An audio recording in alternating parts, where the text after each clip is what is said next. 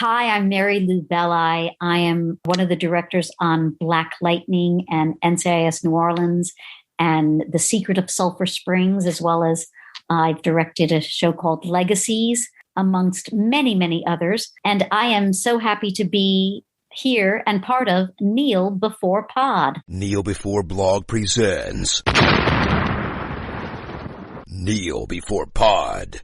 Never made it as a wise man. I couldn't cut it as a poor man stealing. Tired of living like a blind man. I'm sick of sound without a sense of feeling. And this is how you remind me. Hello and welcome to another Kneel Before Pod Alien Day Spectacular. As is tradition, I'm your guest host Angus, and together we've conquered the quadrilogy. We've survived Antarctica in AVP, and this year we're bringing xenomorphs to a town near you in 2007's Aliens vs Predator Requiem. Okay, to celebrate this Alien Day, hatching from their podcast eggs, I have with me Craig. Just one question. Are you looking at me or the clock? Oh no. And that laugh you can hear emerging from another podcast is Natalie. Hello. As always, pleasure to be here. Great, yeah, it's another Alien Day. We're actually talking about a film that doesn't feature any eggs or facehuggers coming out of eggs, which I learned in the trivia. You know, it's part of my research. Got to look into that trivia. Yeah, it's Aliens versus Predator, Requiem. Why Requiem? I don't know. Maybe we'll get into that as part of our discussion. But, as usual, we'll go for some spoiler-free thoughts to begin with. So, Natalie, let's have your spoiler-free thoughts. There are aliens. And there's predators that we don't call aliens, even though they are alien. And then there are people that we don't care about. A wonderful recap. Okay, Craig. Well, I've never seen this film before today, before I watched it in preparation for this podcast. It had been a blind spot of mine ever since it came out. I just didn't see it at the time, never watched it since. But it might be the worst one by quite a margin. I think it was a real slog to watch. As Natalie said, I didn't care about any of the characters. I didn't care about any of the situations. There are visual issues. You can't see what's going on. It's just a mess, basically. I was wondering if that was why it was your blind spot, because you can't actually tell what's happening. Is that supposed to be spoiler free? To say that there are visual issues is not really a spoiler. We'll get into what those visual issues are, I think, but it's not good. Basically, that's my spoiler free take, is that I don't like this at all. I'd seen bits and pieces, could recall absolutely nothing about it, although I do remember at the time people complained that it was too dark, you couldn't see what was going on. And like visually dark? Yes, yeah. I mean, it was quite, I suppose the parts of it were pretty dark as well when we were watching it. Yeah, I was kind of surprised by quite how gory some parts of it were. Oh my god, yes. We'll come to that later, I suppose, but I wasn't impressed. I was willing to give it a chance because I thought, how bad can it really be? My expectations were so low. It did not surpass those expectations. I just remember that we'd received a message from you, Craig, that said something like, I really didn't like that. And we hadn't watched it yet, because we watched it last night, and I think you watched it the night before us. And I was like, oh god, if Craig doesn't like it. I was like, it must be awful. I'm not sure how to take that. Alright. Well, I'm sure you've got an appropriate spoiler alarm sound, so please sound it now and we can move into spoilerific territory.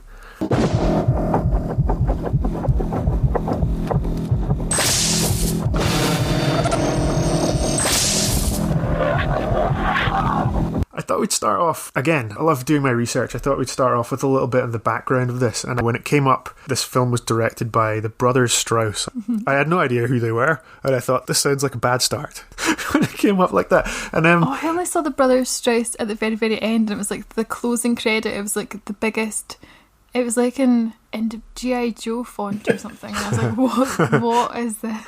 Director of such amazing music videos as a Nickelback music video. Yeah, well, other such things. Glad you brought that up. I was going to say, Craig, they directed the music video for How You Remind Me, and I thought... Did they? Yes. It's their best work. Oh my god. Wow. wow. And that was like their next thing. No, I think they did So they went straight from Nickelback to they were Predator. doing music videos in the early 2000s. Crawling by Linkin Park as well is hello. a notable part of their videography. Dark. They did a lot of visual effects work as well, which Right. probably got them in this gig because it's visual effects. There's not much else to it, really. So you get a lot of that, though, because David Fincher, for example, he was hired for Alien 3 after doing music videos. Obviously, the career trajectory is somewhat different with these guys than it is with David Fincher. The rest of their filmography isn't all that long. I mean, it doesn't feature anything that I've seen. So anyway, I thought we would just kind of have a little chat about that to begin with, because that was the very first thing you see, really, and I just thought, oh, this bodes badly. In terms of a plot, I think we could say that this is all about one disgruntled janitor having to come and clean up after his colleagues who've made a real mess of things. And I'm talking about the Predator. He picks up immediately. Immediately after the events of AVP, and the PredAlien that we saw bursting out of the Predator from AVP is now causing a ship to crash on Earth, and we get a little shot of the Predator homeworld of someone picking up some distress call or clean up in aisle 3 type sort of situation. And this guy has to come and start sprinkling blue liquid over everything to try and erase any evidence that they were ever there. Apart from that, there's some human characters. Quite a lot of sort of diffuse people just show up in this town, kind of arrive from different angles. We don't really get to know very much about them, and chaos ensues. PredAliens, aliens, facehuggers begin attacking people, and there's a predator trying to stop this all from happening, and then the evil government get involved. Oh, spoiler alert. Well, we're in spoiler territory, so Craig, you've got any thoughts on the plot specifically in this feature film? So my immediate thought is how poorly it tells its story, because I remember being about 20 minutes in and just thinking, I have absolutely no idea what's going on here. Just none, because there's just nothing engaging about it at all. You usually get a bit in an Alien film or a Predator film where someone will at least explain what these things are and what they can do and how you can maybe defeat them, but no one does that. And then they just introduce character after character who have zero personality and factor into the plot in various ways in their own way, but they're not interesting or engaging, so you forget who they are almost immediately. For all its faults, last year we said that AVP was okay. We actually quite enjoyed it for what it was. And the characters in that film are not deep, but you get them. As in, they give you something that, this is this guy, he's the Scottish guy, he does this. This is her, she's a survival expert. This is Wayland, he's rich. And you get at least one trait that you can latch onto. But here, I can't think of any traits that I can really latch onto for any of them, except maybe the sheriff guy, or whatever he is, the deputy or the cop. He's kind of incredulous all the time. I quite liked how he was just like, what is going on? I just want to solve this. And the ex-con guy, who they keep talking about how he's an ex-con, that's all they tell you about him. Yeah, who just kind of tags along with the sheriff. Yeah. There's no protocol whatsoever. Who knows what's going on in that town? Yeah. It is interesting because there isn't a smooth story. It does kind of thrust you into chaos. For a little while I was like, that's okay. I didn't so much mind it because I was like, I don't have any expectations. I don't really care. Let's just see what's going to happen here and what's going to do. But I did get a bit frustrated because it really didn't offer anything. I think they just presume that if you're watching and bothering to watch this version of it, that you have some idea of anything that's going on previously. But it was fucking mental. I think the only thing it had going for it was that it was a direct continuation from the last one, which I agree, Craig, we said it achieved what it set out to do. So Because it was on Earth. Well, so is this one. because it just picks up immediately after that. Yeah. And then, Yeah. Oh, I had the exact same chat last night because you'd said Yeah. that actually, and I was like, oh yeah, Antarctica. But I would agree that it just introduces these characters. You don't really know who they are, even what their names are. I was quite pleased when the soldier character came in and she had like a name tag on her uniform, and I thought, okay, everyone should have name tags because then I can actually, oh, that's O'Brien. I couldn't tell you the names of any of the rest of them. And there's this weird kind of high school sweetheart subplot sort of thing where there's like this relationship that doesn't really... The characters are just shit. Couldn't tell what was going Those on with it. 30-year-old teenagers. Yeah, it's always the way they were, right? In these movies, they're always like, Yeah, but you can normally tell they're younger than the adults, whereas here, I couldn't. It just felt like they were Yeah, kind of when they were chucking like, in. I know how you look at me in class. I was like, I thought you were going to say, you still look at me the same way you looked at me in class 10 years when, ago. yeah, like, 10 years ago. Or whatever. Yeah, it's just so strange that they've got very prototypical bully character with two kind of goons that follow him around, and they just do exactly what they The need to. discount Freddie Prinze Jr. guy. oh my god. Yes. As in how he looked in Scooby-Doo, specifically. And there was a doctor that looked like Philip Seymour Hoffman as well. He looks enough like him that I did a bit of a double Who? take. There was like a doctor When was there a doctor? at some point in the film. Fair part of it was set in a hospital, Yeah. so could have been. Oh, when they're... Okay. Anyway, it was pretty weird. I don't know if they were doing that just to try and make it, because we've had Alien, space, aliens on a planet in space, Alien 3, prison in space. It's always very sci-fi, and then AVP was fairly sci-fi as well, because it had this pyramid in Antarctica and ancient lore and all this kind of stuff. Tunnels. A lot of tunnels. I thought what they were trying to do in this one was a bit like when Jurassic Park movies move off the islands and it's like, now the dinosaurs are in your neighbourhood. What would it be like if aliens and predators were in your neighbourhood? And I felt like that was what they were kind of trying to do with it, where, okay, these people are at high school, I bet you know someone like that, or you like a girl at high school, that sort of thing. I really don't need to see aliens fighting predators in a small town setting. Well, I would like to see it, but I don't get to see it because everything is so dark. Yeah, it is a very visually, and I would say storyline is quite dark. The storyline it does have, it kind of goes off the rails, but Craig, I have to say, I was very pleased that there was a predator in the water. Call back to previous podcasts. It was an alien in the water, but it was predating someone, so... It was a predator, like a crocodile. Okay, yeah. So there you go. I have to just say right now, I could not tell the entire movie if that was an alien or what was a predator. And I don't know which one was supposed to be the one that was the hybrid. Yeah, I'm just that was gonna really comment that difficult. right now. Really difficult to tell. I thought it was predator in the water. I read that this film cost $130 million to make, but not a penny of that is on screen. Was this an elaborate money laundering scheme? Maybe. Because there's no name actors in it. The setting is a small town. That's not expensive.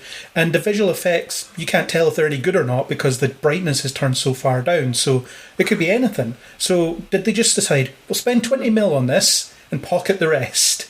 And is that why it exists? Yeah, paying people to go to the box office to make it look like it's popular. Maybe, but I had read that apparently the brothers Strauss thought that AVP was too bright and you could see too much of the action, because in the original films it was like, keep the creature in the dark, it's more suspenseful that way. And they were like, no, we're going to go back to those roots. And I really don't think that they achieved it, because really, like you say, you can't even tell what's going on half the time. No. Or There's effective use of lighting, and then there's just, I can't see what's going on here. There's a skill set difference. And if you look at the original Alien, yeah, they use shadow and light very effectively to increase the tension and suspense, whereas in this it's just, I don't know, there's maybe some shapes moving in the darkness that I can kind of see. Yeah. And that's it. It's pretty pastiche, can't lie. But there was definitely this moment where, quite early on, the soldier person has come back and she's with her daughter, and the daughter's like, I've seen a monster. Oh no, it's not that part. Never mind. There's this other bit where we get a first glimpse of one of them. And it cuts to a shape, it cuts to this person's face who's horrified and screaming, and then it cuts back. And it was doing that classic thing of not showing too much of the monster. And I was thinking of Guillermo del Toro type setting where it's like little glimpses, never go full monster. And then it just goes absolutely mental. So it's like they saw it and they thought, okay, we know what we're supposed to do to try and create the right atmosphere or create the right impression, get people feeling a particular way. And it's like they tried, gave up, and were like, I'm just going to do what I'm going to do, and just went balls to the wall. Yeah, I think that they were aiming for a lot of those motifs and things Yeah, like that, like super the classic. set in the sewers and their aliens making their way through these dank tunnels and stuff. And so you're like, yeah, I can understand that that's what they're going for, but didn't really pull it off at all. Yeah, really poor. There was an absurd amount of fake outs in the film as well. You had the bit where the sheriff guy he hears a noise and he goes to look through the car window and sees nothing. What are you going to see? An alien driving a car? That's not happening. Well, maybe that's next. There's the shot where they cut to the little girl in bed and you see that the cover's moving, and it just turns out she's reaching for her binoculars. But that's the only purpose of that shot. It doesn't do anything else because they cut away from it instantly. And then eventually you get the bit where her dad looks through the window, the screen door. Oh, she goes with the binoculars. He looks through the screen door and then you see the alien and it jumps through. So you get all these fake outs, and by that point I was like, well, this is going to be another stupid nothing's there. And then I wouldn't say it got me, but it was one of those, has all these fake outs been building up to this? Because what are you doing otherwise? Why are you doing all this? I thought that bit was actually okay because it was so classic that I could forgive it that. And then it did lead to somewhere. That little scenario did result in her dad getting in, so whatever. But the other fake outs, I don't know if I'd paid attention to it because there are so many things that happen that I feel a little bit traumatised. Just by the gore of it all. It was just so unrelenting. It just kept on going, and I don't really know why. I can't tell if it's... When did Cabin in the Woods come out? I'm thinking now, and I'm like... Way later than this. Was it supposed to be like a joke? I don't understand. Oh, was this supposed to be a joke? No, I think it was another reaction to AVP not being perceived as being gory enough. Or it was PG-13 maybe or something. And so they were like, right, let's go full bore, stick a face hugger on a kid in the first few minutes or so. Like when that happened, I don't know whether or not it's just I'm kind of getting older and getting more sensitive to these sorts of images, but when I saw that I thought, no way, they're not going to do it. Yeah, that is in the, like, legit the first 3 minutes where the dad and the kid out hunting a deer, so they deserve it. It was pretty interesting because you were like, oh, they're not going to do that, are they? And then you were like, yeah, they are. I thought that so many times watching this where it was like... Yeah, like in the hospital. We were basically just talking to each other the whole time about, nah, they're not going to do that, they're not going to do that. And then they did it. And like, kid gets a face hugger on it. Okay, fine. We're probably going to see the remains of this later on. Oh no, you get to see a chest burster come out. He witnesses one coming out of his dad and also gets his own... experiences it himself. Yeah. Or the pregnant lady as well. Yeah. That's like legit what I'm thinking of right now. It was just off. I feel like I love horror movies and I love gore movies, slasher movies, all those. Hostel, I dig it. That's my jam. Tartanage Extreme, my jam. I just couldn't. I don't know. I don't know. What I was trying to okay with that. What I was trying to reconcile was, if you've seen the original movies however many times like we have, you're used to the images and stuff that's in there in the body horror, and it's still gross, but you've seen it enough that you've maybe become kind of desensitized. Yeah. And so I was thinking, right, is it just because this is the first time I'm seeing this film that what is on screen seems so gross and shocking to me? And I don't know, I just think probably they were aiming for something and didn't really hit the mark. They didn't get that balance right. How many people have aliens bursting out of their chest in this movie? Because it's a really high number. And the thing is, it's not even like single-headed aliens anymore.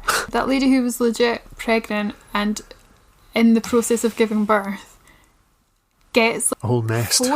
3 or 4 that burst out of her belly, and they're wailing like a kid. Did you think that balance was completely off as well in terms of what they were delivering in terms of body horror or stuff that we might have, as fans of the series, have experienced before?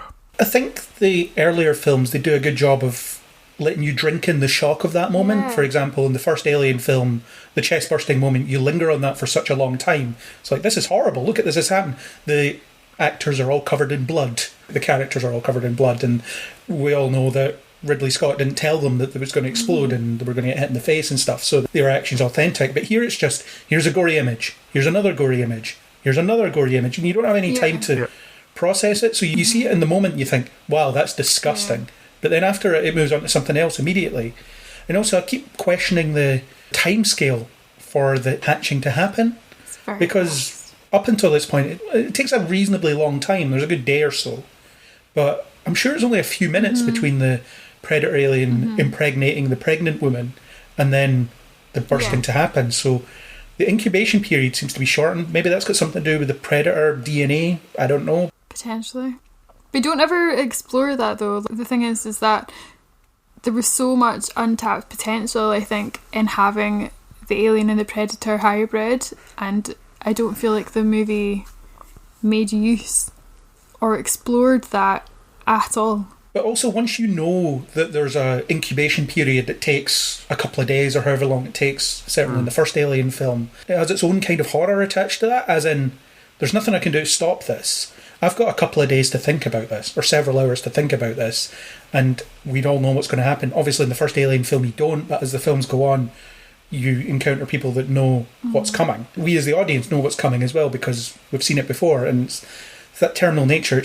You've been bitten by a zombie. You're going to become a zombie, but not right now. That in itself is horrifying. Whereas in this, it's like, okay, in a few minutes, there'll be an alien bursting out of this person, and then it'll be fully grown in like 5 minutes as well. So it can wreak havoc. In the first film, it takes a good few hours for the alien to become big enough to be a threat. Yeah, it seemed like they were just kind of ramping it up to throw in as many... Well, the Predator needed sort of standard aliens to just blow away, so... They just needed to kind of speed that part up so they could just keep generating more and more cannon fodder for him. I just didn't understand why in previous movies where aliens have gone up against predators, it's been an epic battle, and yet this predator very easily was just like, I'm gonna lasso you and cut you in half, or I'm just gonna put some blue goo on you and you're gonna melt. It felt like a game. Collect all the aliens. Yeah, I do want to talk about that, but I'd like to talk about the Predator as well, in terms of what we think of that character's story arc, because the Predator seems to come down to Earth to kind of deal with the issue of this PredAlien and the crashed ship and stuff, and at some point seems to be kind of clearing up after himself, but then skins a man. Yeah, what the hell? And leaves him in a tree. I don't know, is he supposed to be there doing CSI Predator to work out what's gone wrong? He just kind of starts wreaking havoc. What's the deal with that? Yeah, I was really confused by this, because more of the last movie started coming into my head when we saw more of the Predator on screen interacting with people, because I was thinking about how last time it was almost using people as workers or to benefit itself, and I thought maybe that's going to start to develop a relationship here. We're going to see the Predator form another bond with humans, but no, they just skin the police officer and hang him upside down from a tree. It was pretty gross. Do you think that was coherent motivation, Craig? No, but I'm wondering if he just thought, I've got a few hours to kill before I find some more aliens. I enjoy skinning people alive. I'm just going to do that. Like, honestly, it just felt like really from nowhere. It felt like the Predator would have had other things to be doing. So you're like, got why a job have to you done do. that? Or do they eat people? What do they eat? No, it's just for sport, isn't it? That they hunt. That's why they do it. So then why was he bothering? He's trying to hunt aliens. What the hell? But there's no personality to this Predator as well. There's a wee bit when he goes to the spaceship to find the original Predator that's been brought down, the pilot of that, he touches its face because he feels bad for it. Tenderly. I guess I'm projecting that onto this Predator. He goes up and touches its face, and there's a little pause there where you're like, oh, he's obviously a little bit sad, and then he takes off his mask, puts on the other Predator's mask. It's like a body cam. Gets a He's little able video to watch replay. what happened on the ship and how things came to be. And so I think there's a little bit there where he's like, or she, or they, I don't know, because I don't know the genders of predators, but there's definitely like a bit where it's like, okay, that's a little bit there where that's his motivation, this is what it's going to go and do, it's going to go and find who's responsible for bringing down the ship, for taking the Predator onto Earth and out of its way. So yeah, I don't think killing humans is in that storyline at all. You would think it would only be after the aliens and cleaning up that. I was really confused. As you said, Angus, the whole point of his mission was, presumably, we don't really find out, we're supposed to infer it through context, but it's cleaning up the mess that's left, so we need to get rid of all the aliens so that the indigenous species don't see. And it happens when they destroy the pyramid in the last one as well, as in we need to clean this up so that people don't see what we've been up to. We need to get rid of any collateral damage, really. So you would think his mission would be, don't get seen. So skinning humans alive is a good way of getting seen, just or making people aware of your presence. Just a character beat then that this guy just can't help himself. Maybe. Yeah. It's really interesting. Just a flaw that Because he they has. don't talk, or not in a language, or in a way that we can understand. And so it was really interesting. We did talk a lot during this movie last night, because partly we were like, what the hell is going on? And oh my god. And also, it was a wee bit jumpy, but there was definitely a really large portion where there was no dialogue whatsoever. And it was just the Predator doing his janitorial duties. And I was watching it. I took the note as long scenes of Predator doing nothing. I was watching it and I said to Gus that it reminded me, this is not a reflection on Bollywood, but it reminded me of when we went to see a film at the Raj Mandir in Jaipur last year, and we went to see a film in Hindi, which I only know some words, but basically you can understand what's going on through quite elaborate action sequences and very emotive characters. And so I was watching it and I was like, it's kind of amazing because this movie could be universal. You don't need to be able to speak any language. You can just watch The Predator and feel him emote. Just listen to those clicks and roars and I was going to ask if either of you sided with the Predator, because I think that it feels as if of those monsters you're supposed to kind of side with one, because the aliens are the ones tearing stuff up and attacking people all the time. The Predator's only really attacking people that are a threat to him. He's there to do a job. But do you feel like this film makes you even side with him at all, or are you just kind of sitting there letting it all wash over you and you think, what is all this? I have no compulsion of liking anything that's in this film, the alien, Predator or human. I think everything is equally distasteful. But the thing about the aliens or the xenomorphs is you can't really blame them in a way, because they're just acting on instinct. That's what they do. The whole point of them is presumably they get deployed in somewhere to clear it out or to cause havoc, and well, they're not impossible to kill, but they're very difficult to kill. The more of them that there are, the easier they are to kill. That's the way it is. It's just always the way that he's cutting tons of them down in the sewer just with the laser gates and stuff. It's not supposed to be that easy, but it is so easy. I was like, if you can do that, why have you not done this the whole time? Just keep doing that. Just do that. Just set laser gates everywhere. You'll eventually get them all. Yeah, it's a bit of pest control. So the aliens don't have a character because they are just animals. In the same way that you watch, I don't know, something like Crawl, which is a film that we can reference, where you can't blame the alligators for eating people because that's just what they do. Or Jurassic Park, the dinosaurs eat people because that's what they do. It's the monsters. You can't hate the monsters because of what they are, but you can hate the circumstance that gets them in a position where they can hurt people. So it's not really the Predator's fault. It is in they built the pyramid, but it's not really this Predator's fault that these aliens are on the loose. It's the idiots from the last film that failed to do a scan of the guy that they brought on board to see if there was an alien stuck inside him. Yeah, so they said it couldn't be done. It's difficult, but I found myself empathising with the Predator in the last film a lot more, because you had that really good scene where he explains to, I forget the woman's name, the woman that is now presumably frozen to death by now in the Arctic after having just been left there. But the bit where he shows her, look, here's the acid, here's what it does to normal stuff, but it doesn't affect themselves, so you can make a shield out of their head and things like that. So that gives you a bit of personality and that gives you a bit of camaraderie, whereas here you get none of that.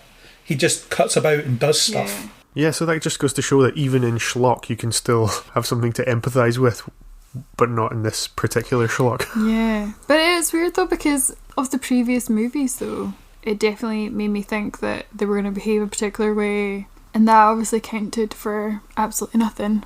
We are introduced to an entirely new monster in the shape of the PredAlien that was teased at the end of AVP. Craig, what are your thoughts on this brand new hybrid? I don't really have any thoughts because I wasn't sure what it was or when it was actually doing anything, because again I couldn't see it, and that big epic fight between the Predator and the PredAlien at the end is in the background. And it's on a so hospital dark, roof as well. I was thinking, oh wow, what an epic setting for a fight between a PredAlien and a Predator. Just some hospital roof in a small town. According to the trivia, it's supposed to be a queen, which again, they don't explain what these things are, what a queen is or anything. Yeah. But that's why it can lay eggs inside people or drop alien babies inside people. But then that just makes me wonder, how does an alien queen get born? Is it just luck of the draw from the facehugger and things like that? Or is there some kind of evolutionary process that takes place? Or I don't know. I think some people have probably considered it quite deeply, and not the filmmakers though. I believe the comics go quite far into the lore, stuff that's never made its way into a film. There's a comic?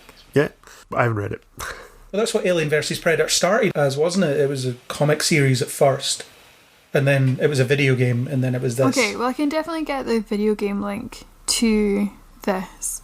I think there's definitely elements that feel very much like a collect them all tokens, you've got to level up, blah blah blah, incidental other things, and maybe that's why there's so much going on. It's not been edited in any way in terms of action or anything like that. I believe that the complications of life cycles and what creatures can do what and their origins and things has been kind of binned, because before Ridley Scott's prequels, this was tied into the universe and now has been kind of jettisoned out of the airlock.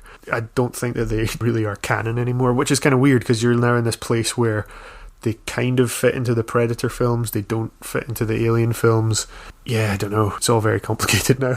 Well, Danny Glover was supposed to appear, or they wanted him to appear. I can only imagine what he said when they asked him. And there's bits in the trivia about how they wanted to get certain people from the Alien films in there as precursors to their characters, and there's names that connect to it, and there's that awful reference to get to the chopper. So there's quite clearly attempts to link these things in, and obviously the film ends with Yutani getting the gun and suggesting that that's where the technology to do space flight eventually comes from.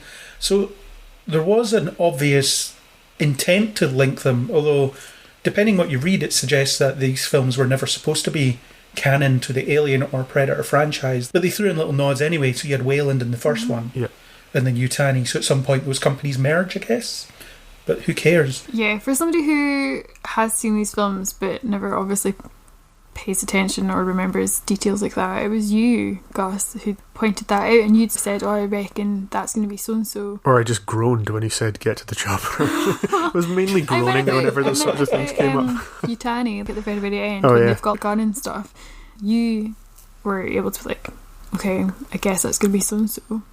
But I was like, who?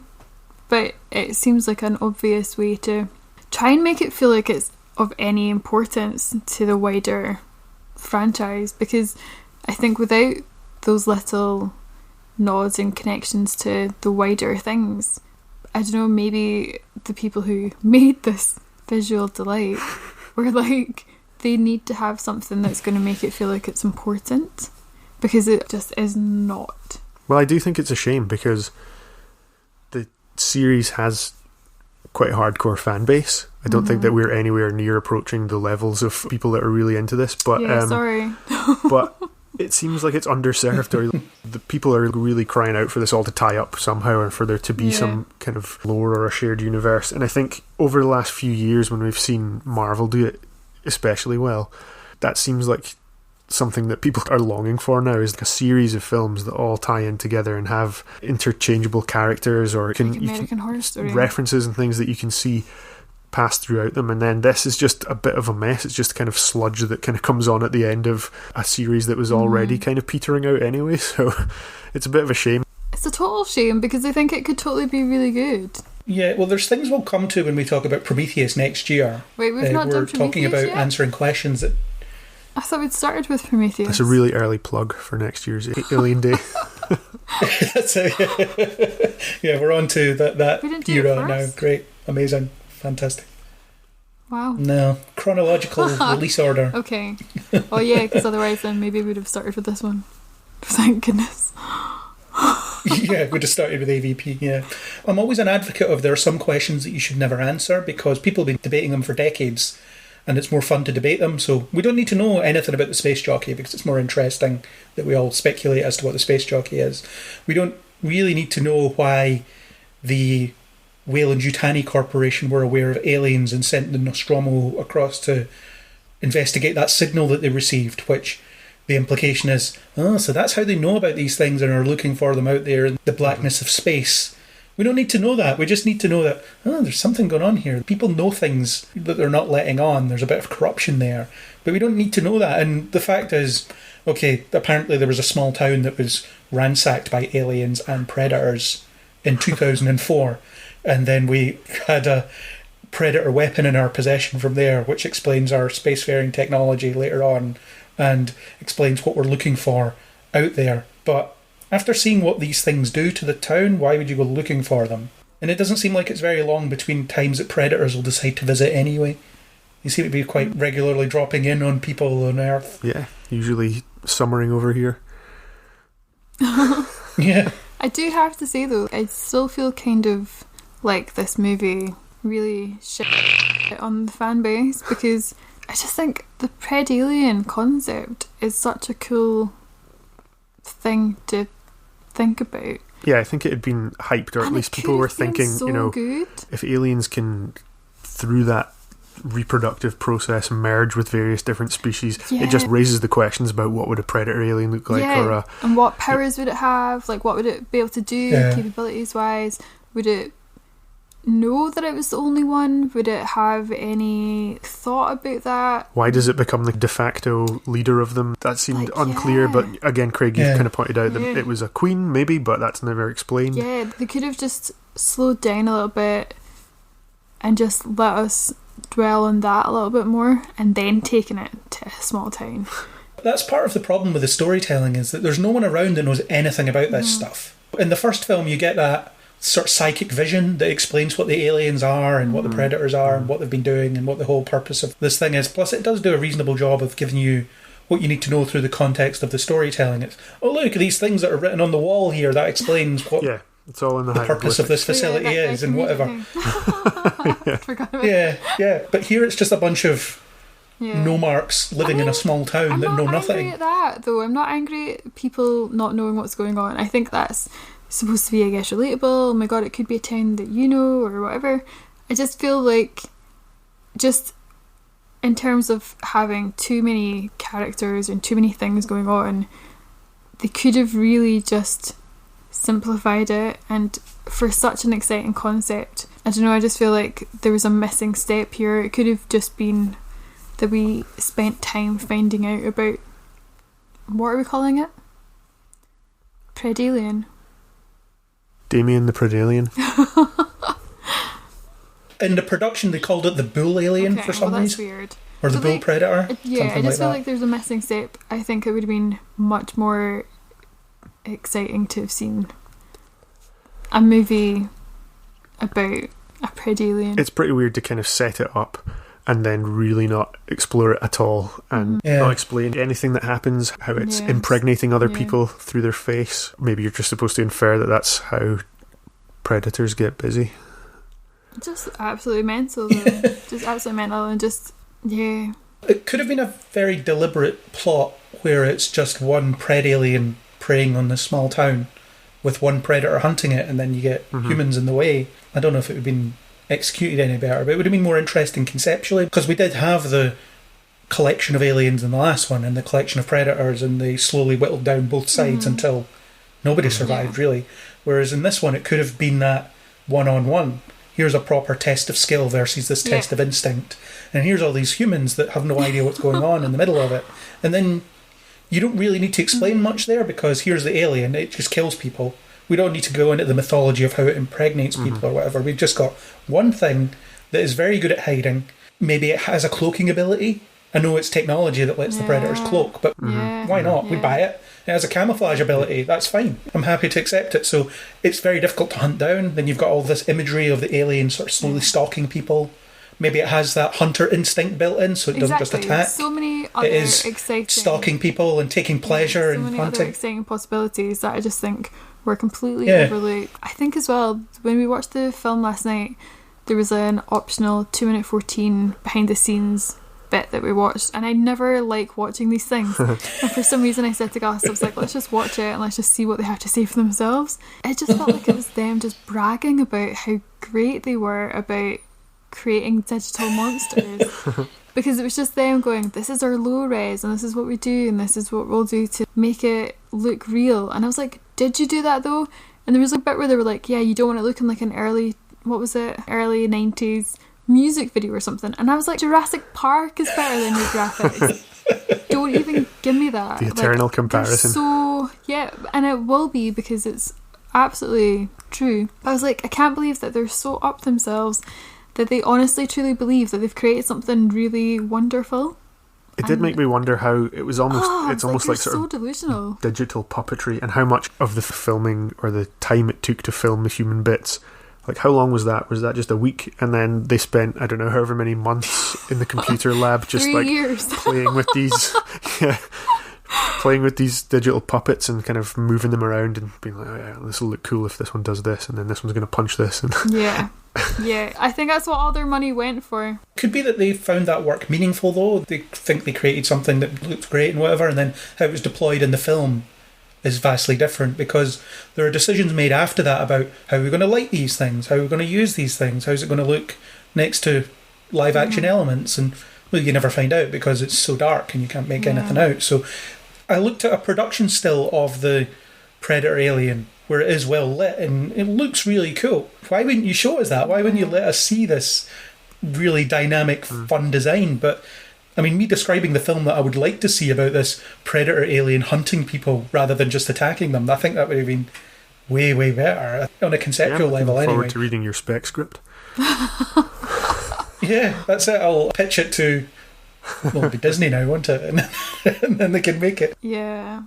As opposed to this, every 20 minutes or so, we're just going to have a bunch of aliens just attack a bunch of people. And then you have that whole clunky way of getting there where that guy gets his keys chucked into the sewer. So let's go find your keys. It's like, you're not finding those. Absolutely. How are you No going to chance. find That was another thing where we were just kind of We talking were at the honestly TV like, saying, what are you what are you doing? What are you doing going in there? You're just going to reach into that? You've got no idea if your keys are there. Oh, you've got them. Oh, they're in the bit that's not even the sewer. And if you just check that first, you would have been fine. Just strange decisions at every turn. And there's a couch down there Yep. for some reason, because there's a big homeless population in this small town. And then that guy's arm. And then those people who are living in the sewers never get taken in. And then they all get face hugged. So many things I have problems with. The sheriff deciding, yeah, I'm just going to use these civilians. We're going to go raid a gun store, arm up. Yeah. Another strange decision Is on that his just part. like small town mentality though? That's just what they do. One of my favourite lines was, I forget who says it, maybe it was the teenage girl, the government never lied to people. It's funny when you've just been watching Parks and Rec, because we're late to the party, but there's a bit where this girl is having a school trip and she goes and speaks to Ron Swanson and has to find out what the purpose of government is. This is a sideline, and it's basically like, there is no purpose. Just take your money. My favourite line was from Dale the bully. It was about when they were going to go break into that gun store, and he said, "This plan is stupid. Let's just leave town now." And I was like, yeah, it is stupid. He's actually speaking some sense. The only one that... I didn't know if we were to take a favourite line. But it was also earlier when he was just making fun of some kid for having a part-time job. Yes, very strange. That's a very strange thing to pick on. Small town mentality. Haha, you have to bring us our food and then we pay you for it. Hilarious. We're going to beat you up now for this, honestly, for some reason. Yeah, Just classic. That's what you do to show somebody's a bully, right? You have to have that scene. Set up that tension. I also love that there's a whole line explaining how they're able to get into the school after hours. I put tape on the lock. We don't care. I'm okay with the fact you can break into a school. Yeah, really weird. Although I was getting kind of faculty vibes at that point my when God, me there's too. aliens running around, and then she decides that they're going to go to the swimming pool after hours. I was thinking of the faculty earlier when you guys were talking about that earlier. Yeah, the faculty for sure. It seems like they were trying to throw in a bit of aliens as well when the National Guard roll into town, and you think, okay, maybe we're going to get a bit of a reprise of the action from Aliens, but then they just get absolutely torn through, shredded by aliens. Absolutely destroyed. Although it does allow them to kind of ride around in an armoured vehicle so that you can get a bit of that. Did you like that in Aliens? Because here's a bit more. Yeah. And there was that bit about, we've gone into the centre of town. We're going to be surrounded. Yeah. Well, why did you do it there? Someone told you to. It's interesting because the ending as well doesn't make sense to me. When are we talking about the ending? You're talking about it right now? Alright, so at the ending, when they make their miraculous escape in a helicopter, do you not think it's weird that she doesn't at any time say to the people who then find them, I'm in the army, I'm one of you, so what are you doing? I'm armed, I'm in the army, blah blah blah. There's nothing at all. She's just treated as a civilian, she acts like a civilian. If any time you were to say that you were in the army, it should be now to protect yourself, because I thought that the people who find them when their helicopter is crashed are just going to kill them to clean up, like the Predator. They're just going to pour the blue goo on They're them. going to pour the blue glue on them. The blue goo on them. But yeah, I think it's weird that they think that they can survive. They've just seen their whole town be blown up. And it's when they nuke the town as well. It's supposed to be a bit of a victorious moment, but everyone died except this 7 people, however many it and is, we've that managed just to seen that the escape. hospital is full of newborn babies, so that's really fucked up.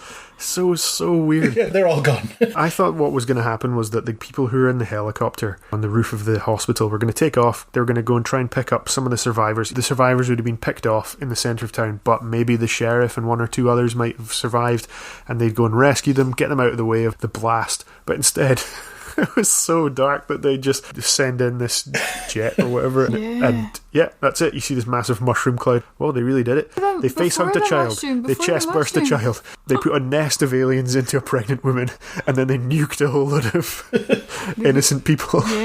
Yeah, including newborn babies. The alien left the babies alone specifically as well. It was that tense moment of the alien looking over them, and then it just leaves. It doesn't do anything.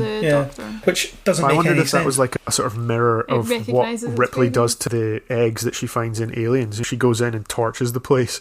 This is the kind of flip side of that, where the PredAlien was like, I'm going to look at all these babies in incubators and I'm going to leave them. But before the mushroom cloud appears, when the town gets nuked, you do get to see a close-up of the sheriff getting exploded. You get some on the ground. Yeah, you do. You get to see his face like absolutely melt.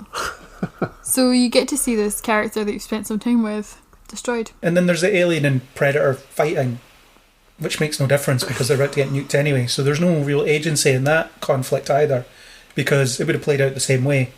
They just wait long enough and eventually they'll nuke the town. But I feel like they're a bit trigger happy on nuking the town, and then there's no real warning about it either. It's just, alright, okay, here it comes. I think that's plane where comes and deploys us. Most of the budget came from. I reckon that was real footage. 130 million. We actually nuked a small town. I thought it was when they crashed the helicopter and the ex-con guy said, I thought I told you not to crash the helicopter. He was kind of joking around with the soldier. I just wanted her to turn to him and be like, my husband was killed 20 minutes ago. Now is not the time for a quippy one-liner. And you've just seen your brother's love of his life absolutely shredded in two. We didn't talk about that, but oh my god, can we? You can, yeah. That actually, I think I had to put my hand over my face. Because it was honestly just, oh my god. I thought that was quite clever. It was kind of like this accidental fallout.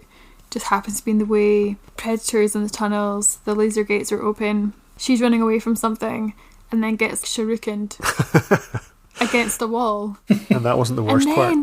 Yeah, and then you just hear parts of her body flump to the ground while she's stuck to the wall. Because she's obviously been right in front of her boyfriend. Yeah, oh my god, that was so mental. I was quite surprised when I can't even remember her name.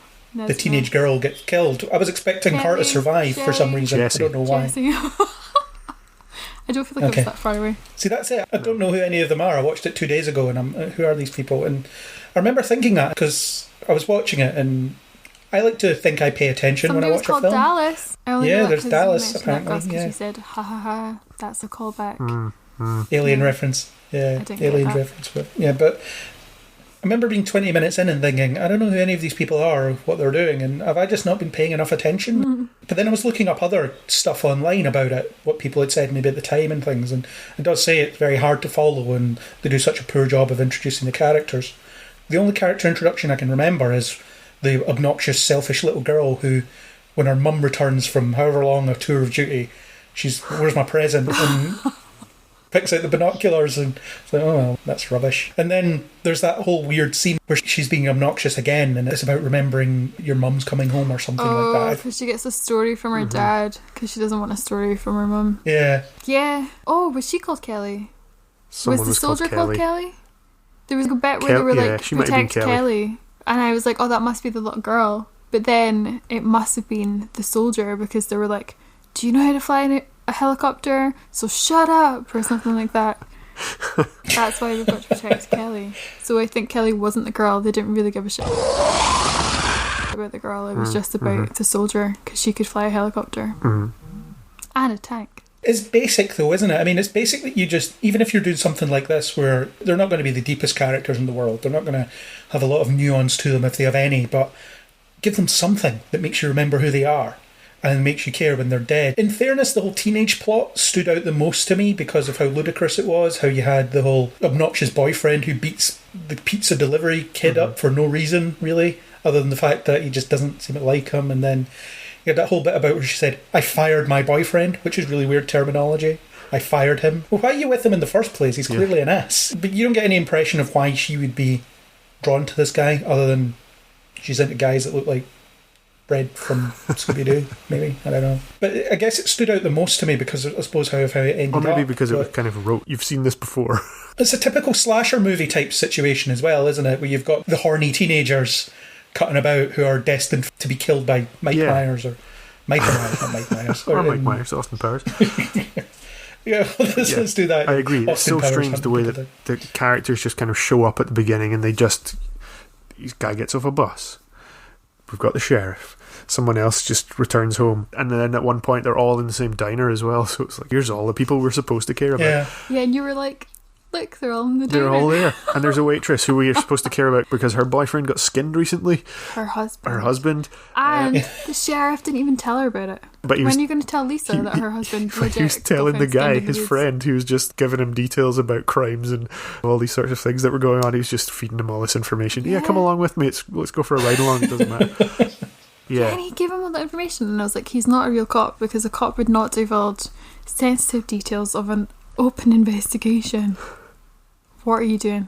Sorry, but you would never get that. Very, very strange. Anyway, we've talked a little bit about the callbacks and some of the Easter eggs and stuff. I think none of them are deserved or earned. Was there anything else that you noticed in there that was a reference that you thought it was just another head scratcher, head shaker? Anything else that made you sigh when it came up? Not really. I think it was fairly light on referencing, other than the really obvious references that get to the chopper and so on. Even I got those. I mean, I suppose the aliens and predators being in it is a reference in of itself. And the Predator homeworld maybe gives you a bit of expansion of that mythology, a little bit, but it's all meaningless. And the Predator films from here never reference this, and they get worse as it goes anyway. Yeah. Even though we've talked so much shit about this movie. You're coming round on it? Well, no, it is dreadful. But I think because it did have lots of things happening all of the time, that I didn't get bored. You're like, just give me something for that short attention span. But I feel like in other films, definitely not the last one in Antarctica, but the one that's in the jail. 3? 4? Wherever it was. But there was definitely that, and I remember feeling like I'm going to fall asleep. This is like so boring. This one though, thrills every minute. This one was for your generation. Well, no, I still think it was dreadful. Okay. But I'm just saying, I didn't look at the clock. You were looking at the film, not the clock. Me all the time. Speaking of dreadful, where does it fall in your rankings of all the films? I can't even remember what mine were anymore, but is this the worst one? So the ranking of the movies goes Aliens, An Alien, and then the rest. And then whenever I've seen one of them, I'm like, oh, maybe that's the best. And when I see the other one, I'm like, oh, maybe that one is actually the best. For the rest of them, they're all shit. Right. Okay. Craig. For me, Alien and Aliens are equal billing because it just depends on my mood, which one of them I prefer, whether I want horror or action, whichever. And then it's, diminishing returns after that, really. I would put AVP, the first one, in third. I think it's the third best of these things. And then maybe let's put Alien 3, then Alien Resurrection. What's Alien VP? I mean, what's Alien versus Predator? Alien Vice President. What happened? What happened in that one? That was the one we've just been talking about Antarctica. That was the first. Yeah, the Antarctic. That was the first Alien versus Predator. Yes. Huh. Yeah. To be fair, because we did get some budding bromances from that one.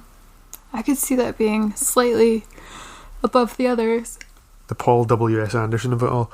I think, it was interesting watching it last year and trying to think about how bad we thought Resurrection was, and then maybe Craigie convinced me that AVP deserves to be above 3 and 4, because I think in the past I'd always thought, right, 1 and 2, as you say, top. So solid. Yeah, 3, 4, part of the original quadrilogy, so probably belong in there somewhere in that sort of middle tier, and then the AVPs are just trash at the bottom. But yeah, I think maybe you talked me around last year into saying, yeah, AVP, it does what it says on the tin, it knows what it is.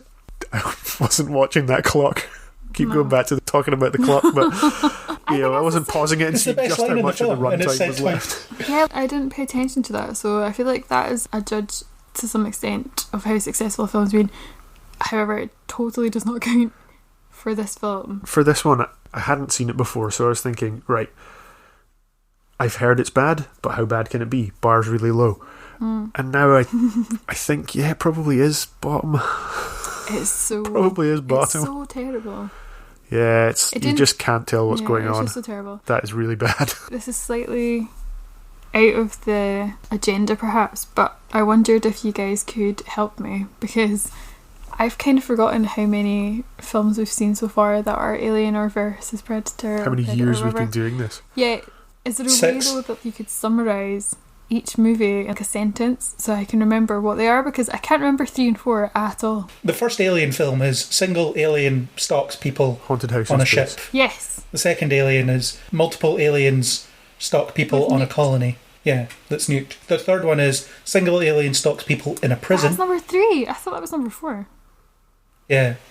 And the fourth one is resurrected Ripley plus single alien hybrid thing. With weird eyes. Down. Wait, have we seen number 4? Oh yeah. Yeah. There's a whole podcast about it. Yeah, we did Resurrection. Yeah. You felt really bad for the hybrid when it was getting sucked out the hole in the ship. Oh, yeah. And it just stared at you with those glassy eyes. What a wee shame. Okay, now you said that, I do have that image in my head, but I can't think of any other part of that movie. Well, that was that. And then the ones we've been talking about, Antarctica. So Antarctica and then this one. And then this. Ah, okay. It feels like we've seen many more. I feel like I've seen, I don't know, like 10 films and not 6. It's probably to do with the quality of 3 and 4. We've got Prometheus and Covenant to go the next 2 years, and then who knows?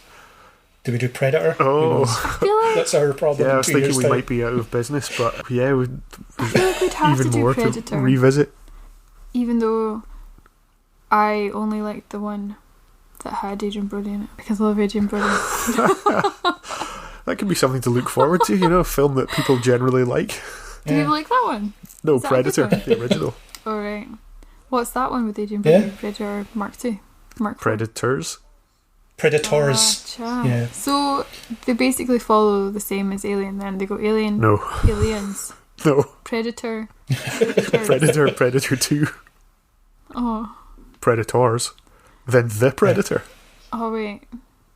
So, okay, it doesn't... There's probably no point in trying to make sense of the definitely movie. The worst one.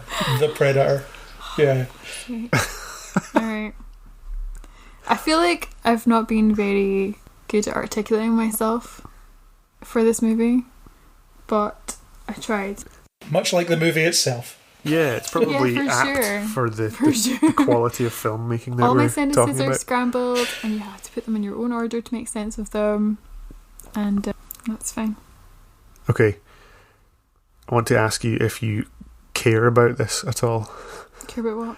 About the Alien and Predator universe. Maybe not, because you've not really kept track of where we are, but are you interested in this? Do you want to come back next year? I'll be there.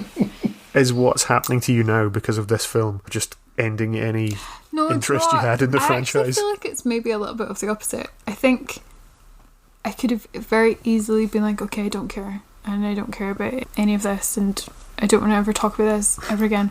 But I have to be honest, I think I must secretly care about this world, because I care that this movie fucked up so much, and I feel like to have that response I must care about the others. So it's a good point. I feel like my response, and as an outsider, that this could have been done so much better and convincingly, and seeing so much missed potential, I must care about this world. What about you, Craig? Do you still care about aliens and or predators?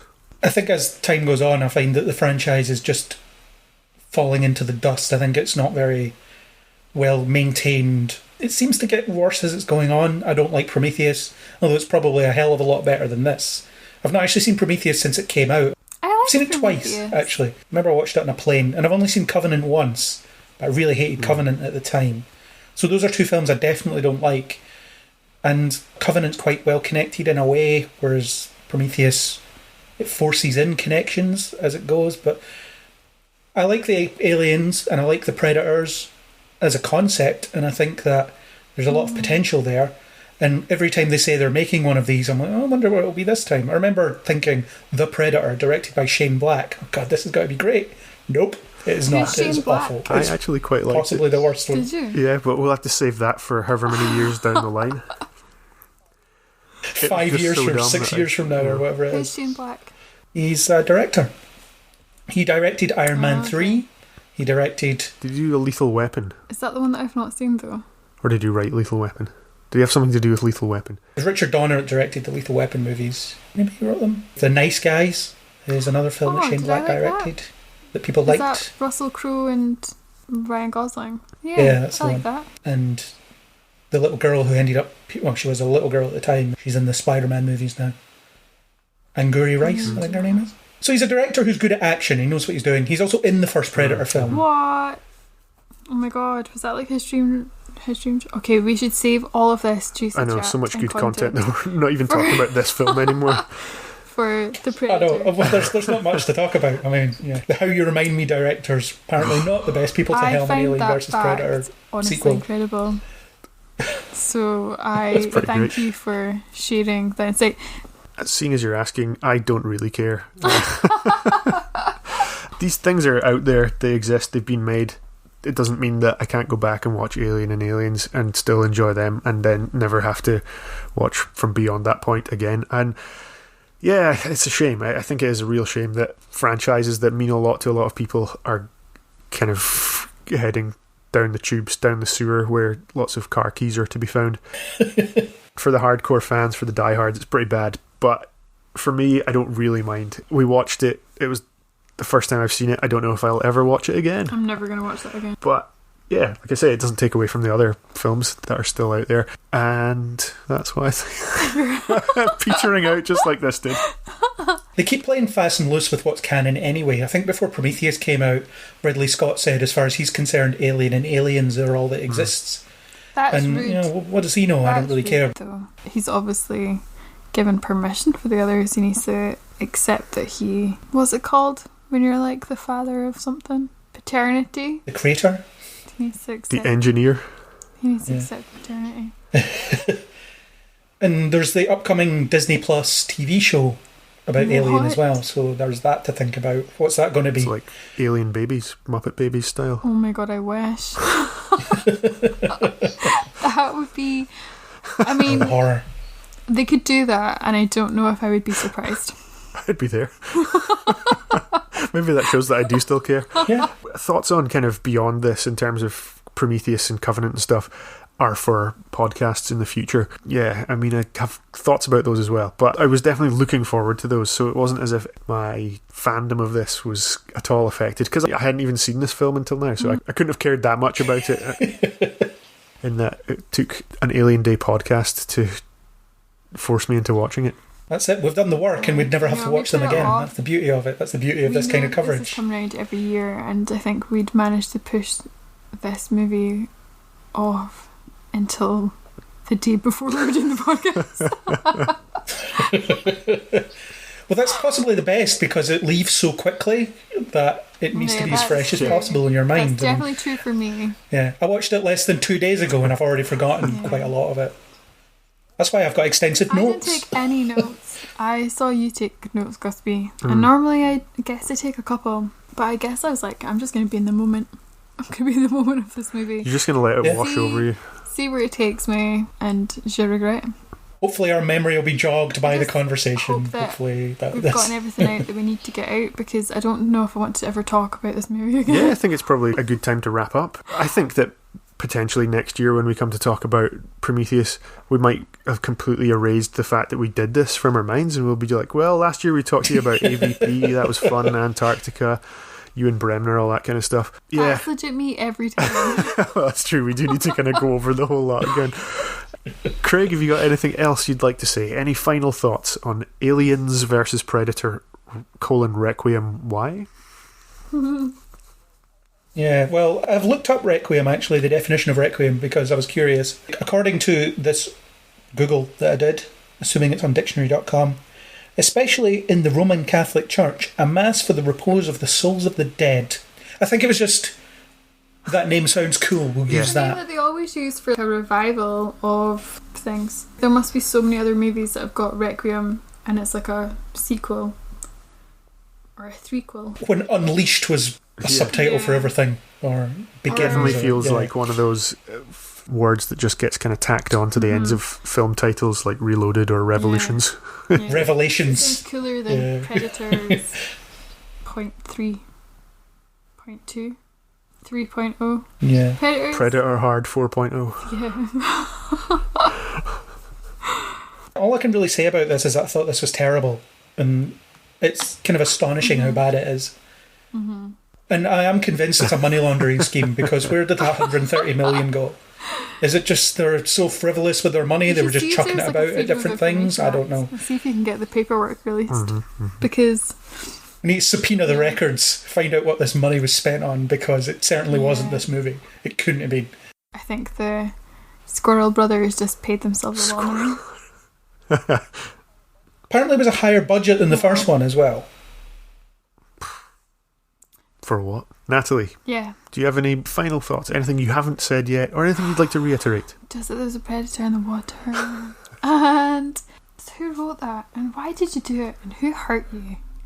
Good to finish up with some unanswerable questions. You're welcome. I think I've said it all already. The fact that I'd never seen this before and I will probably never watch it again is enough. There's no reason to. Good. I couldn't tell what was going on. And I won't ever have to tell what was going on again. And if nothing else, we've shone a light on potentially a criminal enterprise in the form of money laundering. So this podcast has achieved something. Yeah. And as not a diehard fan, I think that if they wanted to do a rewrite, approach me. I'm open to discuss. I think I could see how you could make it better. Well, we brainstormed a better film on this podcast. So feel free to reach out to us and we'll be happy to take your call. Yeah, come on, Disney. Let us make Alien vs. Predator 3. The rewrite! Revelations.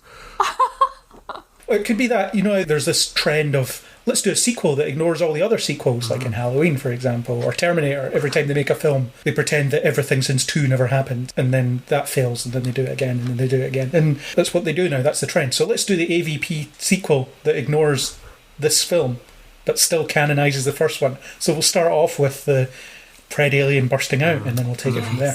Okay, well, watch this space. Redeem the series. Alien vs. Predator. Redemption. Try that again. Alien vs. Predator. Redeemer. And there you have it. I think that's all we've got. All you need is a tagline. We've got it. Thanks very much for joining me, guys. And we'll see you next year for more confusion, but hopefully a film that we won't mind watching again as much. Mm-hmm. Here. We'll see. We'll see about that. Well, yeah, thanks for having me. Thank you, and good night. Bye. Thanks for joining us for another trip to the Alienverse.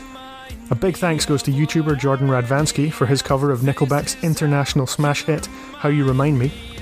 You can subscribe to Kneel Before Pod on Spotify, Apple Podcasts, and many other platforms. Apple users, we'd love you to leave us a star rating, 5 is our favourite number, just saying, and a comment. You can find more great Kneel Before Blog content on Twitter at KneelBeforeBlog and at facebook.com/KneelBeforeBlog. Our website is, of course, kneelbeforeblog.co.uk. Happy 426, everybody!